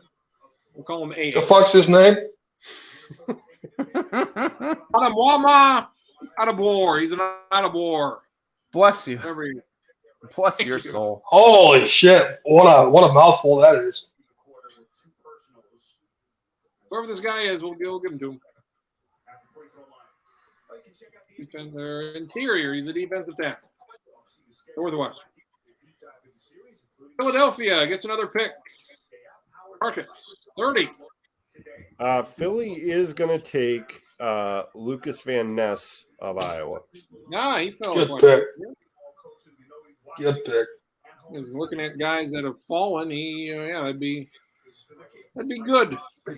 Between him and Deontay Banks from Maryland are the two biggest fallers at this point, and the tackles too with Roger Jones and Anton Harrison from Oklahoma. Kansas City sacking the final pick of the draft. Thank you for giving me the Super Bowl champion Kansas City Chiefs with Hall of Famer Patrick Mahomes and his annoying wife, Brittany. She was less annoying this year, so that's very good. Congratulations on two good. Brittany Mahomes, his wife. What about his dumbass brother? Oh, he's awful. Just an awful person. He's also part owner of the Kansas City Royals, so that's pretty neat. Mahomes is not his dumbass brother. Oh, you're right. His brother's just the worst. Is Patrick Mahomes going to be the next Magic Johnson in 20 years? He's going to be. He's not getting AIDS. We're waiting for the Philadelphia Eagles. Great. Well, to be fair, fucking his wife's face looks like she has AIDS. So. Wow. Whoa. Whoa. Well, this draft is going to get cut off at pick 30. We're going to end the stream right there. Yeah, I think so. Honestly, This is difficult because I think the Chiefs could go in a number of different ways here. I think they got rid of Frank Clark, so defensive end is a possibility here. You look at the Kansas City Chiefs and a lot of great offensive talent here. They need a wide receiver. I don't know if you reach for a guy like perhaps Jonathan Mingo from Ole Miss. I think that's the potential spot here to really look at. Jonathan Mingo, great wide receiver in the Lane Kiffin offense, but they lost some offensive tackle to Cincinnati in the offseason. Broderick Jones is sitting right there. Give me Broderick Jones, offensive tackle from Georgia. He ain't leaving the first round. Give that to I think it's probably Mingo, but if Jones is there, Jones is not falling out of the first round. So there's I think there's 3 guys that we didn't take in the first round that are pretty glaring. But all right, it is what it is. Is Will I fucked McDonald up. one of them? He's on the fringe. He wasn't one of the 3 that I was thinking of. Okay, let's see here. Deonte Banks is one. Yep. Darnell Washington. On the fringe. Not one I was thinking. Brian Breesy from Clemson. Yes, absolutely. That's one of them. Anton Harrison, tackle from Oklahoma. That's the 3rd one. Would you get a cheat sheet, friends? I think you got a cheat He sheet. he had access to Shotty's big board. He sure did. Yeah, those are guys that are in this draft I'm looking at, and we did not pick them. So, Emmanuel, I really thought Stacken was winding us up to take Tucker Kraft there, which that's just way too early. Listen, two white tight ends on Kansas City would be a dream to behold, and I would love nothing more than to buy a Tucker Kraft jersey the day after the draft. I would love nothing more. I already have a Patrick Mahomes you will jersey. do that probably. I will. Yep. I haven't gotten a Pierre Strong jersey yet. Did you know that? That's a fun fact. I have not His bought number. it yet. He was wearing what, number 39 or something? He doesn't have a good number. I thought it was 20. Maybe not. It was a weird number. So, let's quickly, just to humor me, the 3 teams that have 2 first-round picks. We have the Texans taking C.J. Stroud and Miles Murphy. We have Detroit taking Jalen Carter and Christian Gonzalez. No. Then we have the Eagles taking Bijan at 10 and Lucas Van Ness at 30. I think the Eagles definitely got the best of Yes. those 3. Yes. Yeah. I think it would be stunning if Lucas Van Ness falls to 30. Yep. I honestly, if they don't get Lucas Van Ness at 30, I think the Lions have the best 2 picks. Yes. Yeah. Oh, for sure. For sure. It's the Van Ness pick, I think, just because of how high he could go. I mean, if we're talking there's about talk he'd be a top 10 pick, top 12. if we're talking about if we're talking about that and he does fall that far, the Vikings probably should take him. Oh, for sure. I've seen Van Ness a lot going 8 to freaking Atlanta. So. who is a guy that's going to fall?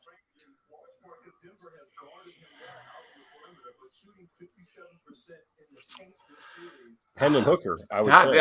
I was just good. I didn't want to say it first, but I mean, he's not going to go in the first round then, basically? Yeah, probably. I mean, Malik Willis was the guy everybody was talking about last year, and he went what? He going 40, second round? 40, yeah, he went second round, 47, 50, something like that. Yeah.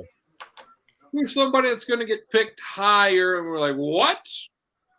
Osiris Torrance, 4 to the Colts. Like, what? Honestly, I think Devin or Devon Weatherspoon from Illinois could go as high as 4. He's the guy I've seen that's been pretty high up, and I'm like, really? So Tyree Wilson at 2 is definitely a definite possibility. I'll just go Will Levis at 2. I just don't know how you would possibly pick him at 2 over a CJ Stroud, over a Will Anderson. I don't know how he's the second best quarterback in the draft. I would take Anthony Richardson over him, but ultimately it's going to be whatever team is in the, I think this is what we could say for every draft. But what are the quarterback needy teams? Who are the teams that are most desperate to trade up into that quarterback or to that spot for a quarterback? Why are the Raiders? They got Jimmy Garoppolo, who's fine. He gets hurt a lot. It's like they don't need a quarterback.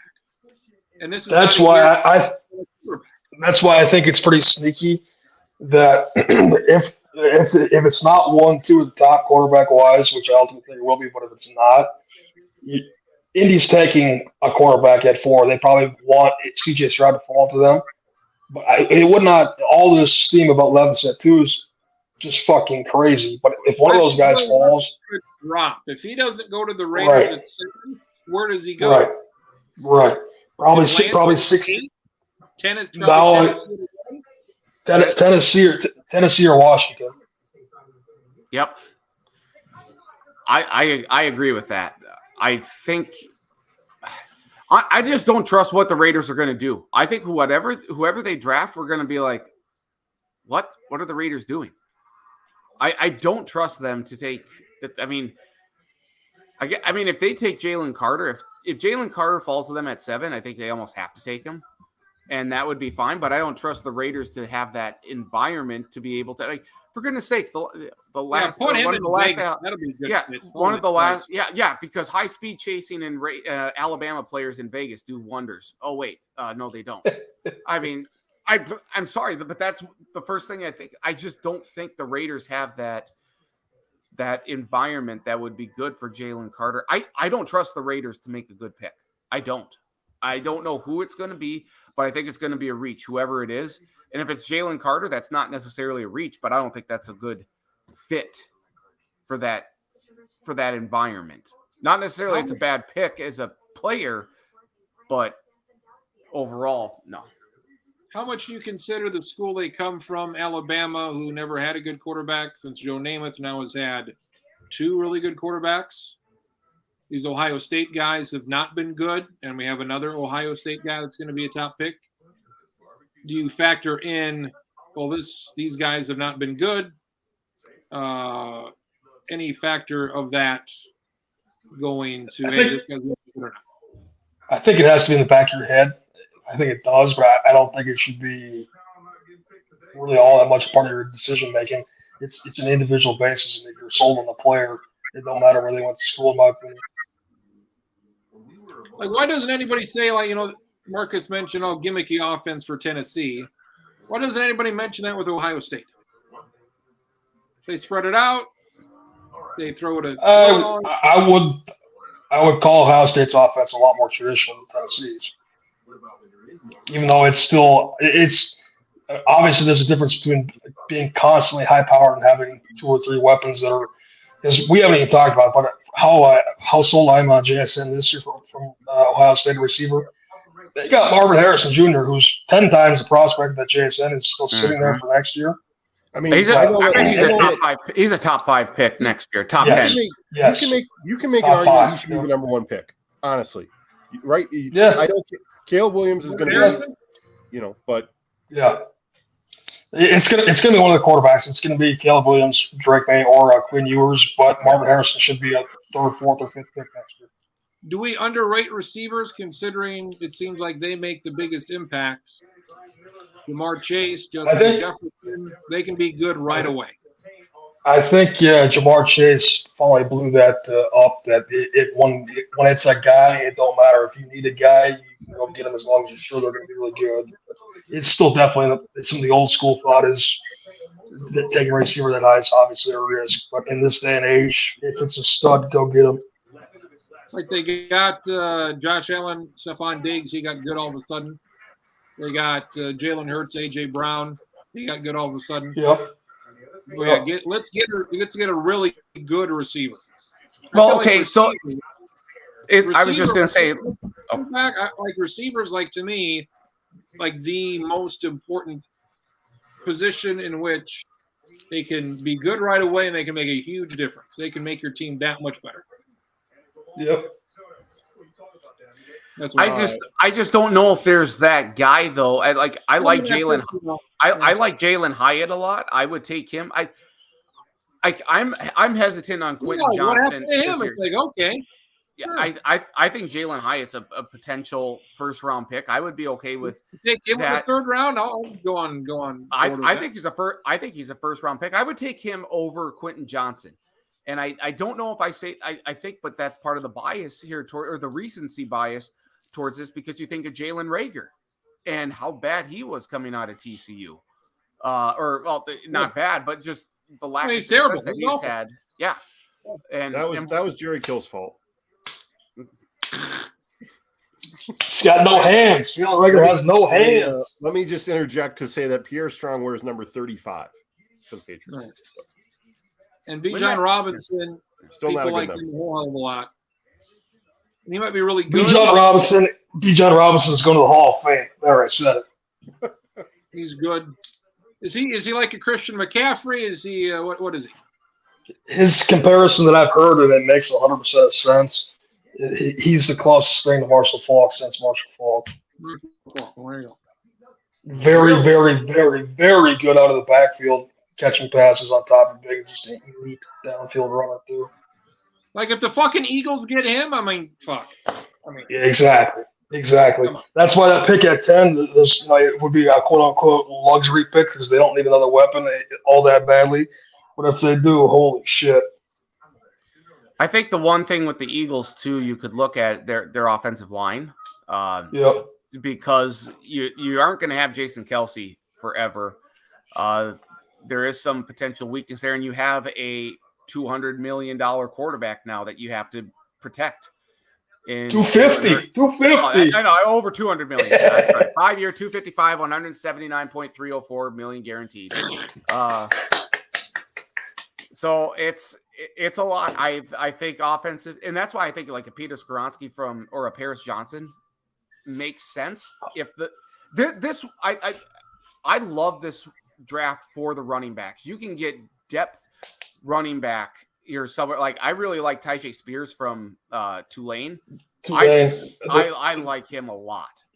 I totally agree. The running backs deep, linebackers kind of sneaky deep in the middle, tight ends pretty damn deep, and Yes, the running back this is the deepest tight end class in 10 years, easily. Oh, for sure. yeah, And the running back that we haven't mentioned that some people like more than Bijan is Jahmyr Gibbs. Yep. I mean, I don't think those people are right, but Jahmyr Gibbs is Right, probably right. the second best running back here in this Yep. in this class. And I meant, like, we don't often talk about how, like, who's going to have more picks at the position in the first round, running back or linebacker, but there's a very good chance that you either get the same number of running backs drafted as linebackers or more running backs than linebackers drafted in the first round on Thursday. Because I could see Jahmyr Gibbs sneaking into the bottom. Like, the Eagles at 30 could get Jahmyr Gibbs there with pick 30. If they choose not to go running back at 10, and outside of linebackers, like if you're going to consider Nolan Smith a linebacker, the only other one I think would be Drew Sanders out of Arkansas, who also wouldn't be a bad pick for the Vikings. Seems like a deep cornerback draft also. A lot of cornerbacks going to go. Great value. Yeah. Yep. So Schottenkirk, you like a running back and Jalen Carter. Those are your top two? Oh, yes. Yep. Bijan, Jalen Carter, Witherspoon's probably fourth, and Bryce Young's up there somewhere in my top four. Marcus, anybody else? Like, all right, this guy, regardless of where he goes, I think he'll be good. I think Ricky Stanzi. I do. Let's just go with what I know. The teams I happen to follow. I think John Michael Schmitz is going to be a good center in the NFL. 16, baby. Very, very clearly the number one center prospect in this draft. I think Tucker Kraft is going to have an NFL career. How it is going to depend on the fit, of course, but I'm very eager to see where he lands. I saw one that had him, pick 100 to the Raiders, but so it may be a little bit of a wait for him on day 2 or maybe even into day 3 potentially. But I don't think he's a day 3 pick. He is a day 2 pick at the worst. Yeah, I think pick 100 would go off on Friday, so that that would Yep. be fine. But yeah, I mean, it's interesting to see. Just he happens to be in a very loaded tight end draft, so he may be waiting a little longer. But Another tight end we haven't mentioned, but it's sorry, Iowa tight end. let me cut you off. I just want to get this in quick. If you look at VegasInsider.com, Tucker Kraft 100 to 1 to be the first tight end taken. So if you want to set some money on fire, 100 to 1 right there. Sorry. Keep on the theme. What do you think about him? Does he have? Does he make any impact? Does he do anything? A lot of wear and tear, I would suppose, on him. Who? Somebody will take him on day 3 and get some sort of use out of it. I don't know how long he's going to be around. Who, Mo? Yeah. Mo Ibrahim? Yeah. Yeah, very beat up. I mean, I like He's him, but he's kind of like a Jonathan Taylor to me. Like, not as good, but like just the amount of wear and tear on him. And we thought, oh, Jonathan Taylor ain't going to do much. And he's a top running back here. But I mean, Wisconsin ran him into the ground. Maybe the Vikings will need a running back. Delvin Cook, I think it was a surprise that Madison came back. yeah. Yes. Are you almost upset that Madison came back because you could maybe drafted a running back here Yes. late? That's exciting. I wanted Spears. What is this Cook to the Dolphins? What is this crap about here? What is? They tried it earlier, couldn't get the compensation that the Dolphins got. I would need a second. I guess I would need a second round pick probably. I'd say, okay, here you go. You know what? You want to know the dream trade I would love, and it's not going to happen, but I would love it. Dalvin Cook and a 2024 second round pick for Austin Eckler and like a 4th rounder. You're right. That would be a dream, and it's not happening. I know it's not, but I love Austin. I think Austin Eckler has shined the last couple of years. He wants a new deal. I know it's a pipe dream, but it's something that I would love to see. You have 2 running backs who want out of, or a team that wants out of their current spot with the running back, and a running back who wants out. So, Did we have not talked about Jahmyr Gibbs, right? Yes. Briefly mentioned. I'm looking at the draftnetwork.com. They have their top 100. They have him as the number 6 player, talent wise. And that's pretty high for him to potentially not go in the first round. Buffalo late, Dallas late, Philadelphia late. Somebody's probably going to take him at the end of the first round. Okay. To circle back to all the tight end talk, the one guy that we haven't mentioned, the Iowa tight end, Sam Laporta, is fucking really good too. That tight end class is so deep. well, and Will Kuntz from Old Dominion. I mean, Hey, watch your mouth. Watch your mouth here. all the tight ends at the combine in Indy made money. And I think that's one of the things too. I mean, Darnell Washington is really good, and he got overshadowed because, I mean, you got Brock Bowers right there. So I mean, he takes away from me, but Darnell Washington is a freak of an athlete. And I do think one of the things to watch out for in this draft is once one tight end goes, I think you see a few more go, because these teams are gonna want to snag the next best one. And I know it's deep and you can get someone later, but if you have a guy specific in mind, I think you're going to need to go up and take him. And I don't know why Luke Musgrave is as high as he is. I don't. This is going to be one of those things though, where like the Vikings, if you're thinking maybe they want a tight end, some of these other guys, I agree with what David's saying. Sam Laporta is very good. Yes. There will be options later on. And so that could potentially, do I think the Vikings are going to take a tight end with the first 2 picks, 3 picks? Not really, but there are options out there. Well, Crims always says they take a tight end in the draft. We always take a stupid son of a bitch in the 5th round from fucking Central Michigan. Aren't they all stupid? I mean, aren't they all? I mean, because you don't know that guy, so what difference? For the most part, yeah. When they took dumb shit from Alabama, I was like, what are we doing? He was good, Irv Smith. He was good. He can't stay healthy. Stack, the reason that back to Luke Musgrave for a second for Stacking's purposes. The reason you don't think he's probably very good is because he came on and he didn't do a lot until this year. at a school like Oregon State with not a whole lot of great quarterback play. I think athletically, as crazy as it might sound, I think athletically he's the most athletic tight end in the draft. Can I make a bold prediction? We're going to probably do our next, sports lounge is going to be for probably college football. Probably. Unless we have something before We should then. do one before then, yeah. We should do. But I'm just going to say, I think the Pac-12 this year may be the best conference top to bottom. Oh, my God. It's my God. competitive. I'm telling you right now. Oh, God. Hey, wait. You got USC. Oh, God. Very good. I think Oregon State with DJ Uiagalelei is going to be good. Oregon, Michael Penix Jr. at Washington. There's a problem with DJ Ugalala. He sucks. Well, That's I true. think outside of the SEC, I'm sorry, I should have added that caveat. Outside of the SEC, I do think the Pac-12 is going to be very competitive. Washington.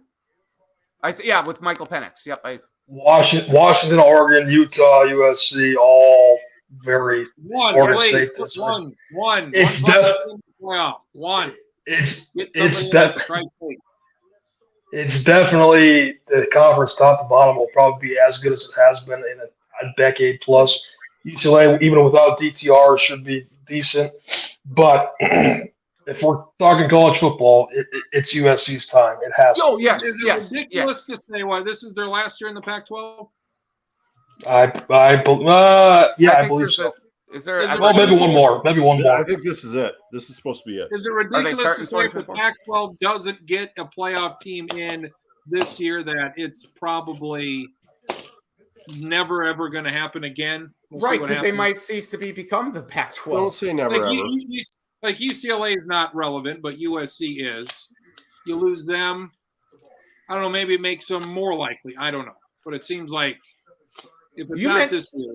You mentioned DTR, and that just like if the Vikings don't go Hendon Hooker, DTR is the quarterback I want the Vikings to take a flyer Oh, for on. fuck's sake! I'm sorry. Jesus Christ! No, No, not in the first round. Can I in the 5th round or the 6th round? How does he fit though? I don't want that fucker even if he's undrafted. No, thank you. Why? Is it just because He's not that good.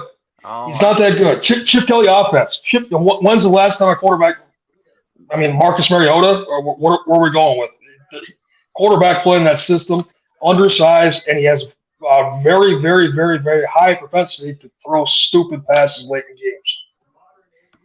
Well, who doesn't want that though? By the way, so Kirk Cousins, he could throw a 3-yard check down on 4th and 9.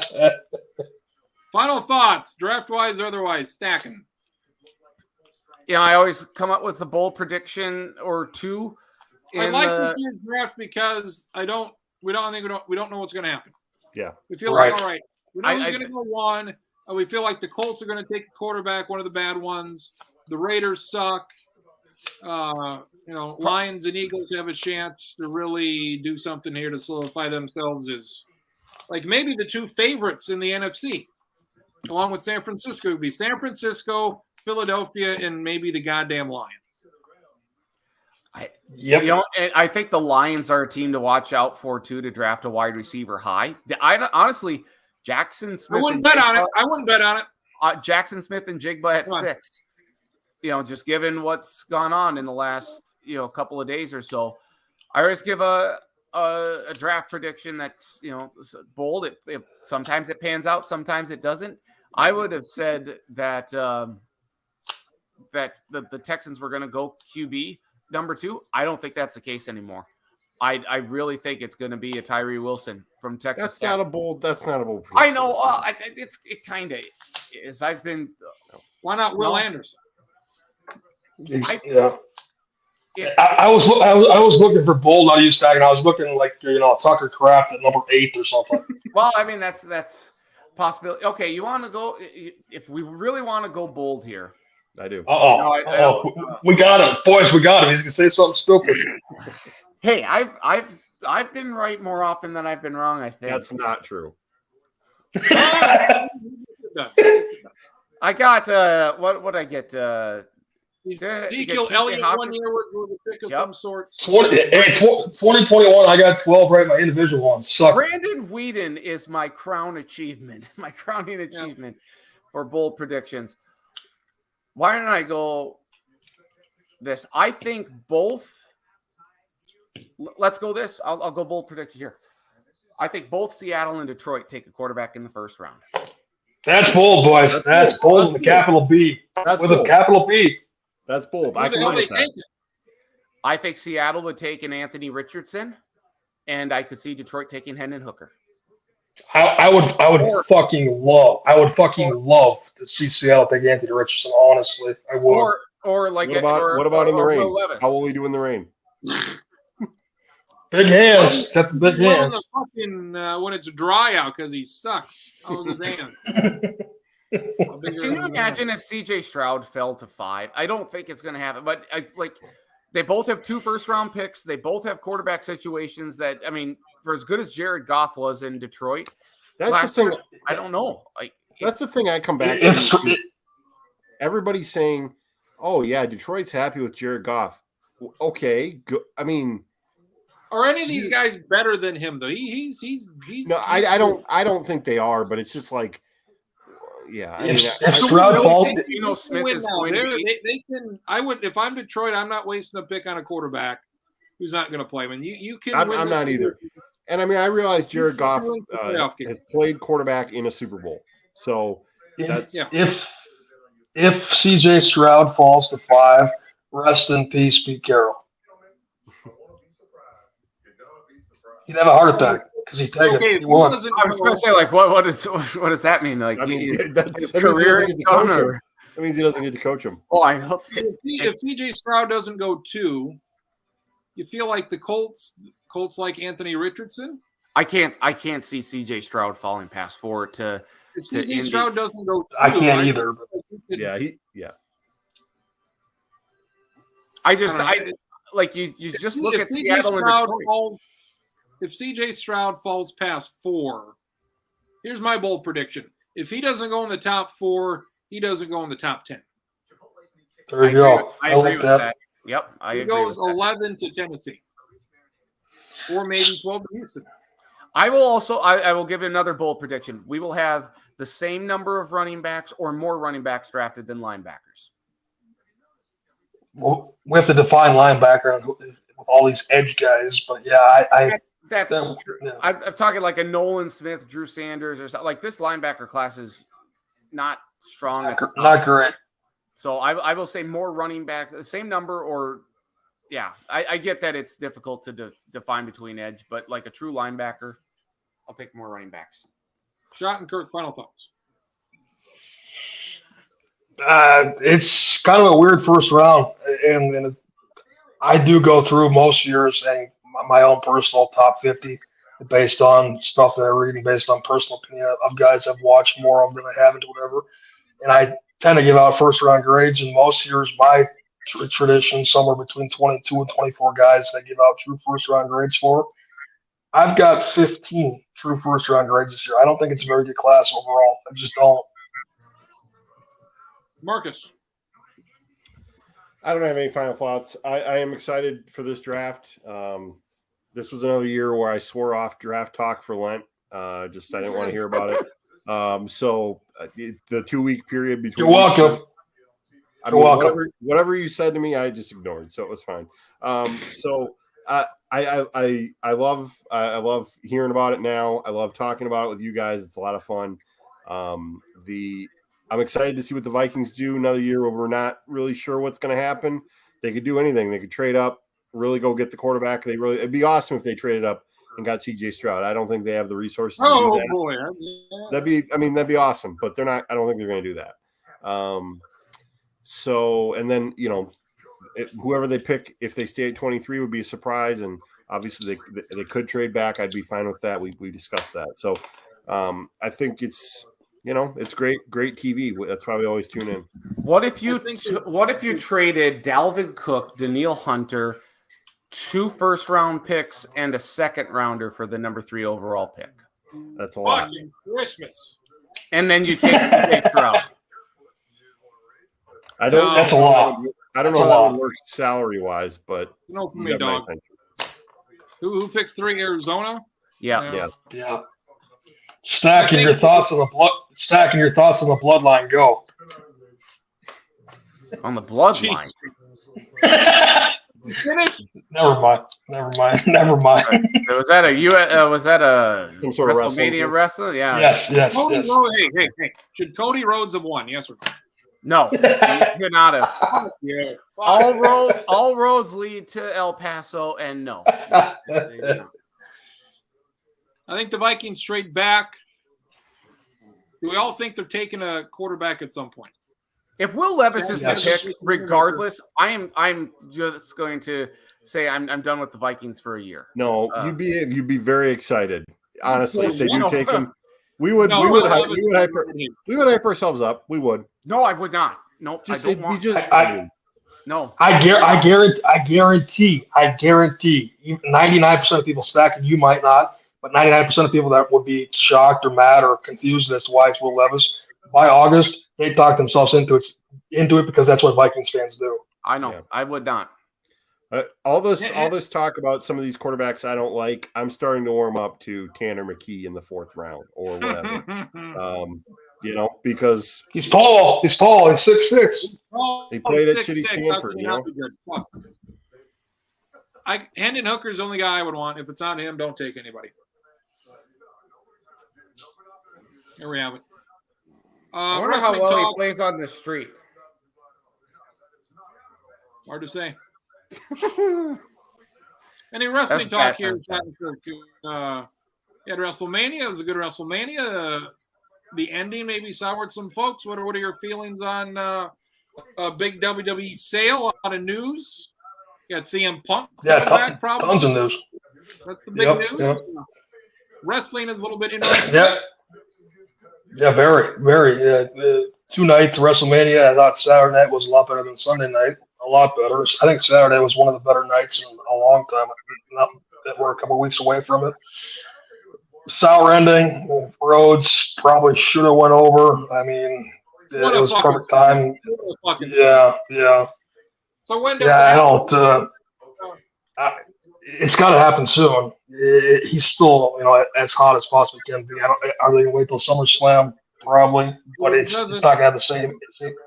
It doesn't have the same impact if they would have put him over at Mania. There's no doubt about that.